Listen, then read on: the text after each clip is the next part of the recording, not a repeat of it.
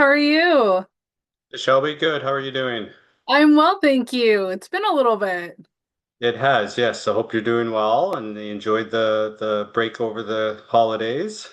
Thank you. Likewise. I'm glad we finally got to connect. Both of our Yeah, schedules seem to be a little bit crazy these days.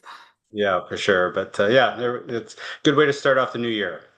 That's very true. That's true. Well, thank you so much for agreeing to meet today.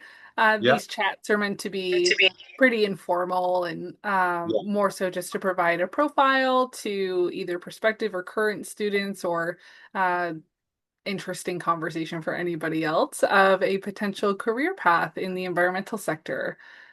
Oh, nice. So, Yeah. normally I get everyone to start off by talking about yourself and telling us a little bit about your journey so far to get where you've been through your education and experience. I know your path is a little bit unique. Yes, yeah. Yeah, so I'm the manager of construction and restoration services at GEO Morphix. It's an earth sciences consulting firm based in Milton. They're on their 12th year now that GEO Morphix has been around. So I've been there for 8 years, since 2017. Prior to that, I was at Geomorphic Solutions, which was a Cernus Group engineering company division. And then we had merged with GHD, but I've been now going on this is my 16th year now in the industry. So yeah, it's been great, and it's been all on the fluvial geomorphology side of things. Started off as kind of a field technician, and then got into some construction and erosion sediment control inspection work. A little bit of ecology work as well with some of our ecologists at Cernus Group when I was there. So kind of morphed into eventually kind of more focusing on the construction services end, which does include doesn't it's not specific to construction necessarily. It also does include ecological things like doing tree assessments or tree surveys, depending on where kind of construction access routes are going, fish rescues, because those are required when we're doing kind of in-stream work. So there's still a certain amount of ecology related to that work as well as the fluvial geomorphology work within the construction side of it. So yeah, so it's been 16 years now. And that was kind of a mid-career thing. So I had switched I was in a career in hospitality till my mid 30s, and then went back to school, got into this field, did an online degree in my late 40s, and then here we are now. Quite the journey. It seems to Mhm. be that most of the people that I chat with here started out somewhere different and then scooted their way over into the environmental field, either through a class in post-secondary or a job Mhm. opportunity later on that they thought, sure, why not? And then fell in love with it. So I guess Yeah. I'm a little curious to hear why you had a mid-career switch to something so different. Yeah, well, it was hospitality is a demanding industry. I worked at a couple nicer hotels, so those were very involved. You work a lot of weekends and holidays and all those sorts of hours. So, but in the meantime, I've been a photographer since my early 20s. So I got into outdoor photography, like nature and landscape photography. So I always had a love for the outdoors, and actually lived in a real nice kind of remote kind of cottage setting in Hockley Valley for 12 years during that time. So that was kind of I call that my practical schooling. I learned a lot about the environment just living there because of observing wildlife. I said it was a nice remote property, so saw all sorts of amazing wildlife. Got to kind of just do all that standard stuff of watching nature's rhythms and cycles over those 12 years of living there. And then, yeah, my mid 30s, I was like, okay, I have I got 30 plus work years ahead of me. I could kind of see the top of where I was in the hospitality industry. And I'm like, you know what? It's not that I'm not cut out, but I don't really desire to kind of continue on that upward path, right? So that's why I thought, okay, this is the time for me to make a move.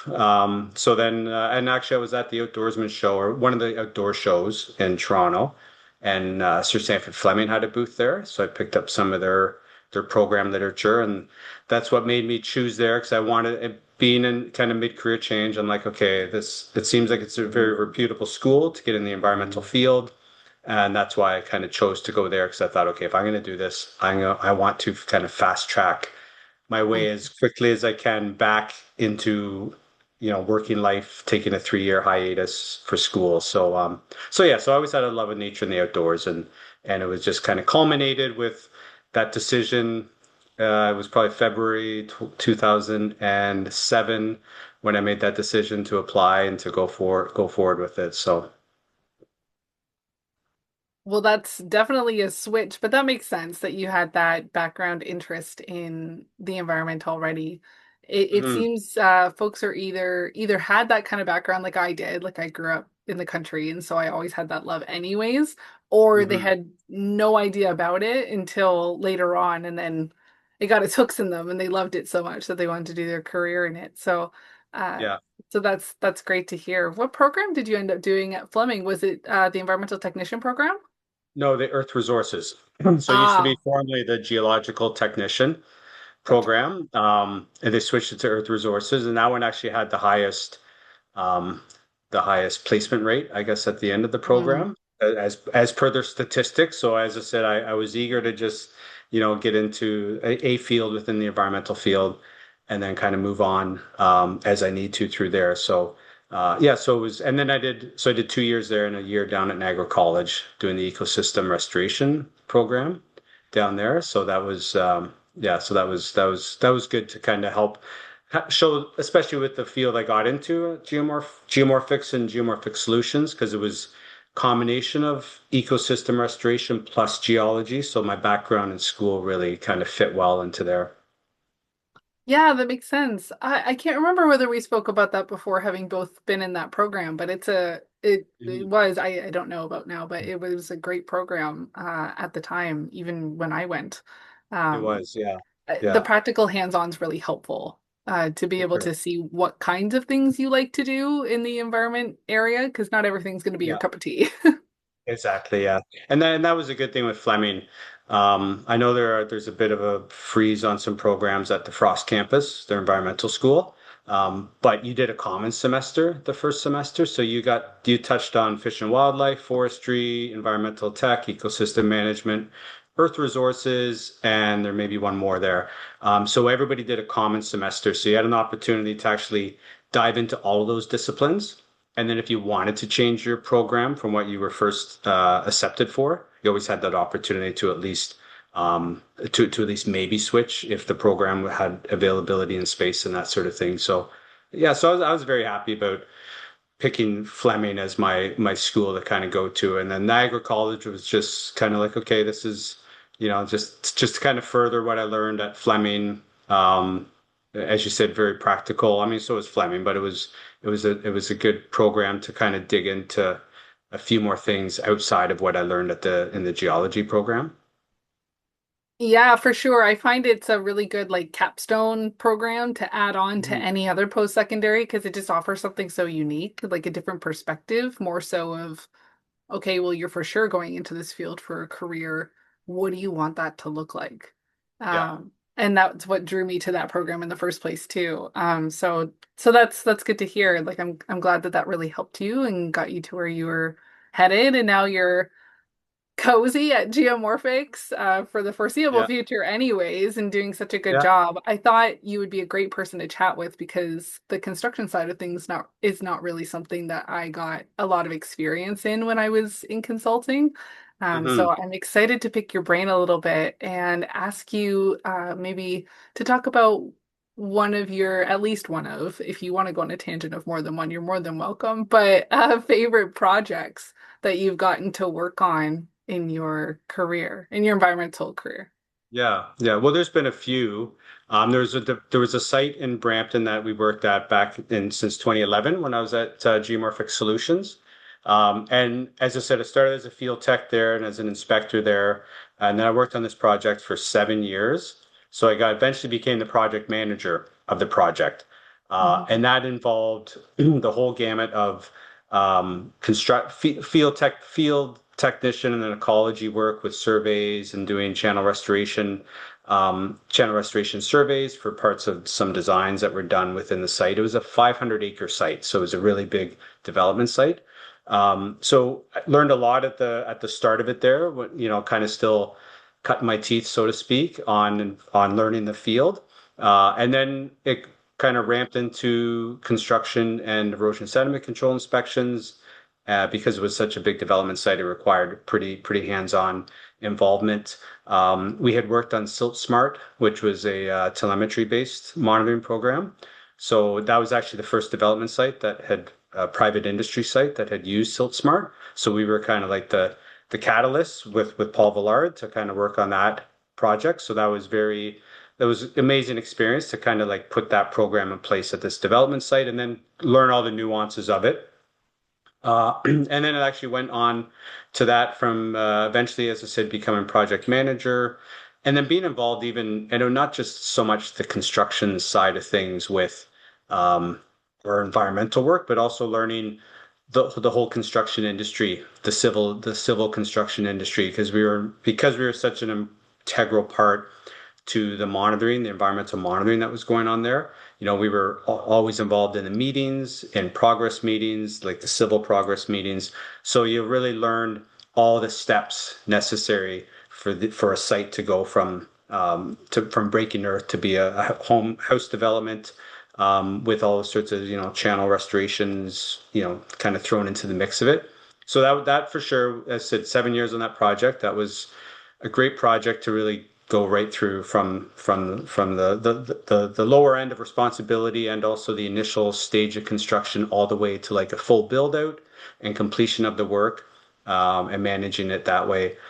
So that's one project that always kind of stands out whenever I talk to any young staff that I work with. That's that one always, I always kind of use that as an example to be like, when you're going to sites like that we may be involved in from a geomorphic or erosion sediment control perspective, you're going to learn a lot about the civil industry as well, which is great because they do work hand in hand. There is a lot of on both sides. Civil engineers kind of come to us for solutions on storm sewer falls, on channel restorations within their sites and that sort of thing, right? And and we kind of work really well and in tandem with them. So that job was really good for that. And then most notably lately, we worked on a project, a First Nations project, with a big kind of restoration design, or sorry, an environmental, ecological kind of restoration project where they built wetlands. We built like, I don't even remember the size of them there. I think like 14, about, 1,400 square meter wetland on the one side. The other one, we had about a 900 square meter wetland that was constructed with actually putting a little bay into it. So actually, removing a lot of earth. It was on the St. Lawrence River, so removing a lot of the shoreline of this island to create a little bay within this wetland area and this wetland complex, and it involved a whole lot of invasive species removals, dealing with Phragmites, Japanese knotweed, wild chervil, all sorts of things like that. So we learned a lot about invasive species. Um, and then most notably working with First Nations. It was great to work with First Nations. They had First Nations contractor as well. So the client was First Nations, the contractor was First Nations, right? So it was a really great experience to kind of do that. And that's probably the one over the 16 years, it was kind of like the development site was kind of the first one through the first stage of my construction or first stage of my career that I really learned the most from, I guess, and that kind of set me up. And then this one was the one that, just kind of saw everything and worked with all sorts of stakeholders. DFO was involved. Yeah, so that was a more recent project and I still have involvement. We still have a little bit of work up in that area, so it's a good yeah, that was probably the two notable ones I can think of. That's great. Yeah, I hmm remember when I was in consulting, you get to dip your feet into a bunch of different things, even when you're just entry level, because you get sent to hmm a whole bunch of different sites, and every site is different. You can do two river sites that are in different areas, and the rivers are the same size, and you have the same amount of people living along the rivers, but it doesn't usually matter. They're going to be so different anyways, hmm depending on where you're at um, hmm in the river and also soil wise and geology wise and historically for land use and things like that. So I think that Yeah. that's a really interesting experience that you got to have going from more of the entry level side of responsibility all the way up to the top level of responsibility. And I'm sure there was a big leap for you from the standpoint of like client management too, Mhm. because that's Yeah, something that you can't really teach in the same way that you can teach like how to take a survey with a piece of equipment. That's a little bit more nuanced because every client is so different and what they're yeah, looking for is different. And so yeah. that's really cool. Lot of young people work in customer service. You know, customer service and client interaction is very similar. It's just your what you're offering is different. It's a different Mhm. product working in consulting.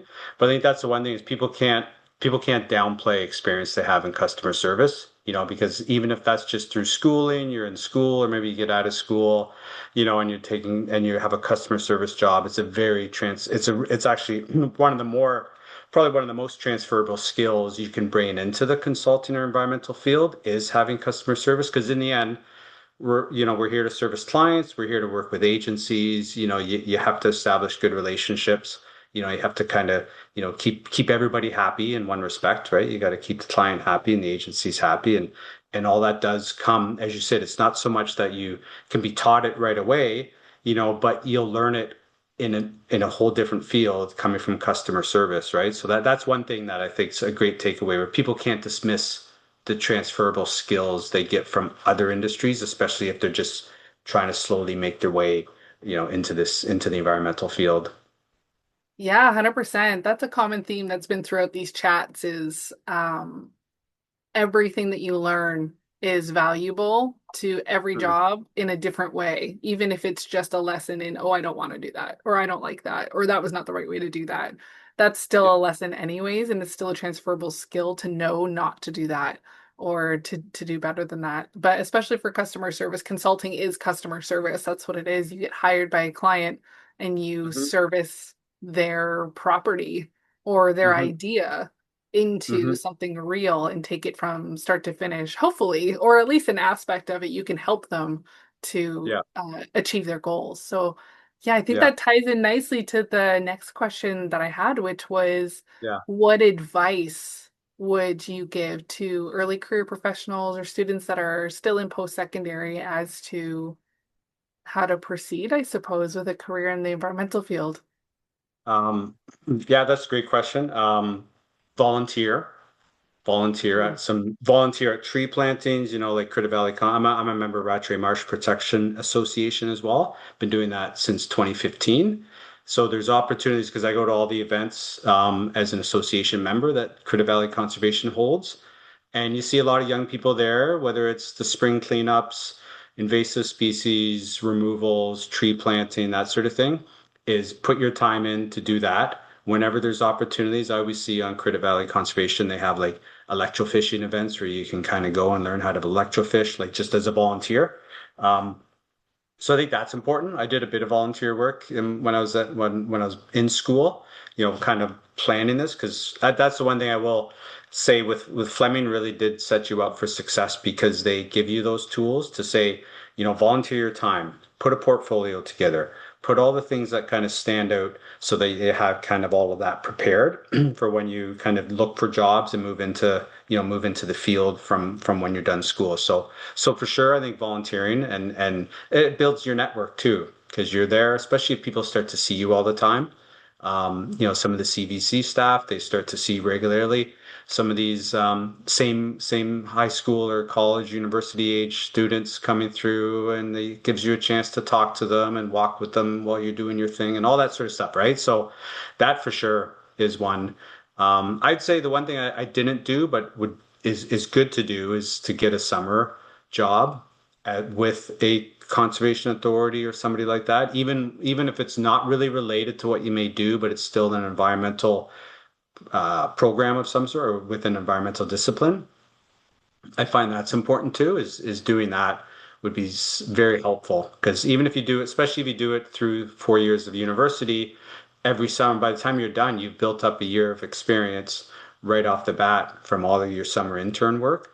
So, and that could also go over to consulting, working for a consulting company, some sort of intern work really helps for that. And I think to stand out from it, as I mentioned, a portfolio really helps. You know, this day and age, everything's digital and you could do a digital portfolio, but to have a hard copy portfolio where you can show examples of projects you've worked on in school, you can get reference letters, maybe get a reference letter from a teacher, get reference letters from places you volunteer.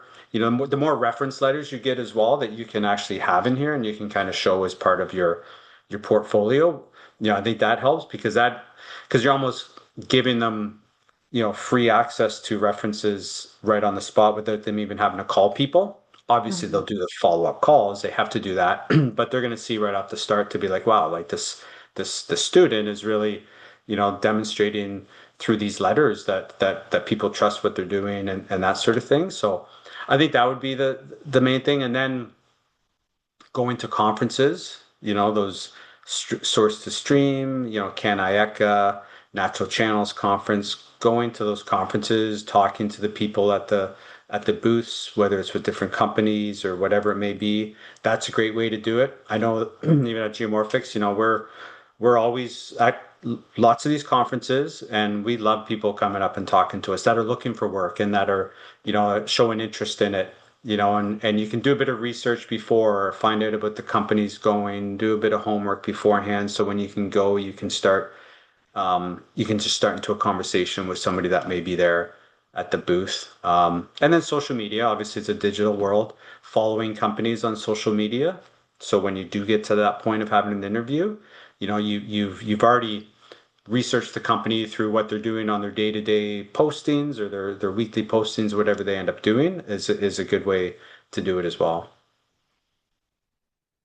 All of that is fantastic advice. My goodness, Hmm. I think you covered pretty much everything. I think the only thing I would add to that is if you're in a post-secondary program that offers a co-op option, is to pursue the co-op option. I know it's a smidge longer than doing the non-co-op option, but like you had said with summer jobs and things like that, that's it's valuable. Experience is what's going to set you apart and your connections with people. Yeah. Um, because if everybody graduates from the same program with good grades, how do you distinguish, right? So yeah, I think all of that was really good advice. And I think also people aren't scary at the booths. Like go to the conferences and talk to them. You're not doing something wrong. They're not gonna bite. They're very excited to speak to people, and that's why they're there. Like you had said, you guys love when people come up and talk to you and ask you about the projects you're working on and make those connections. And it just takes one person, like to know one person at a company. And then you see a job posting, you apply for it, and you can use them as your reference if you've worked with them, or even as a character reference, or you're in. So yeah, I think all of that advice is really, really great. I think I applied for geomorphics and then I think I used a previous experience, my supervisor as my reference for that. And so it just bounced from there to there. And the next place I worked, then I used that one and Yeah. so on and so forth. And everybody knows everybody. It's such a small field. There's so many people doing so much good work, but everybody knows everybody, kind of, or at least knows somebody that knows everybody. So Hmm. definitely make your connections and keep them good. That's really good advice. Yeah. Yeah. Is there anything Mhm. else that you were interested in adding? We've actually made fantastic time. So if there was anything else that you were thinking might be of interest for people to know or um, that you still wanted to share, then Yeah, no, I think, yeah, I mean, yeah, we did cover a lot. I think the main thing as not to reiterate it, but I think it's the connections. It's the connections and it's how you carry yourself as well with confidence when you're at interviews and that sort of thing. And it's doing your homework. Everyone knows in school how important it is to do your homework, to get assignments done on time. It's just a matter of that being timely. Once you're going to meet with people, understanding that they're busy people, they only have so much time set aside for it as well. But I think, and then getting yourself prepared for that, I think making those volunteer connections personally, really Mhm. think that that's the way to do it is to kind of reach out to people that way.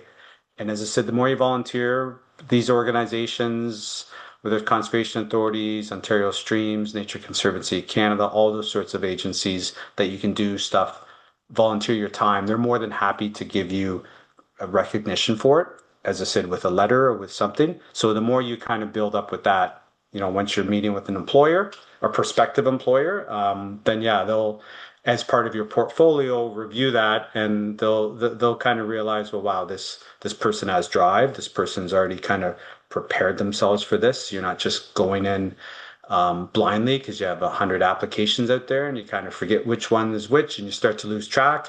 You got to make sure that you're diligent and really keeping yourself moving forward. And then the last thing too, actually, I didn't mention this before. So I did I did a degree at Royal Roads University in my mid 40s, right? So I think the other thing too is I always knew I always aspired to get my degree, but because I was mid-career, I went the college route because I wanted to be quick, kind of to get back into the working world. But I never dismissed going back to school and finishing that off. I think that's the one thing too is even if people go in with a certain schooling background that they have and they may not think they may think they may want to expand on it or it doesn't seem to follow where they're going. I mean, the main thing is just getting your foot in the door, finding out what the industry's like, wherever it is you're working or whatever sector within the industry you're working in. And then at that point, kind of then start exploring continuing education. I'm always big on continuing education. And even before starting the degree, always did some professional development programs as much as I could do it. But you can never dismiss that what you started off in the year one of your career, by year 15, you may have seen so much and you realize, oh, you know what, I really want to move towards this. And you don't have to quit your job. There's all sorts of online programs these days. So it's easy to kind of plan for that or at least plan, or at least to know that you're not necessarily going to be stuck in the job you started in the field if you're willing to put in the time and the hard work to do some online schooling to kind of get the credentials you need to move into to further yourself or to move yourself laterally within another sector within the industry. So I think that's one thing too. And a lot of young staff I work with, I was encourage them to take courses, and I have to do it with some of my designations for professional development hours, but it's still, I still beyond that, I still encourage people to kind of, always move forward, always learn. It's as soon as you stop learning, as soon as you stop absorbing stuff that's going on, the industry is still ever changing.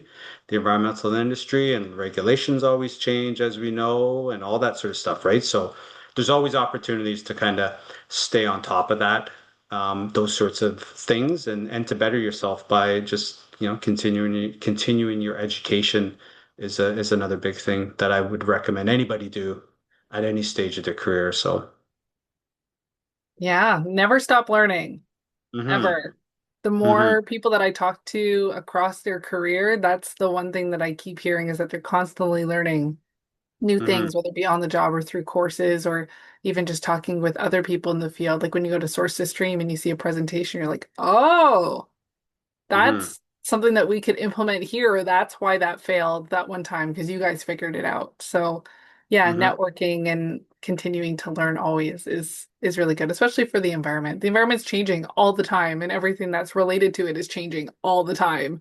And people hmm are in and out of jobs in that field all the time. So yeah, definitely get your foot in the door. I think that's a great piece of Yeah. advice. And further to your volunteering thing, that allows you to figure out what you like too.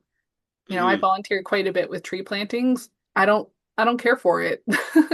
So then I didn't pursue that Yeah. subfield for a career later, but I loved water and that's Yeah. why I then pursued that afterwards. So it's a twofer. It helps everybody. There's nothing Yeah. wrong with giving your time for good causes. So Yeah, for well, sure. thank you so much. I really, really Yeah. appreciate your time today. It was great to speak with you, and I hope the rest of your year is fantastic. Yes, no, thanks as well, Shelby. And I was happy to share some insights, and hopefully people that watch the video will be able to kind of gain something from it. So yeah, thanks as well. For sure. Have a great day. Okay, you too, Shelby. Take care. Okay, Bye. bye-bye.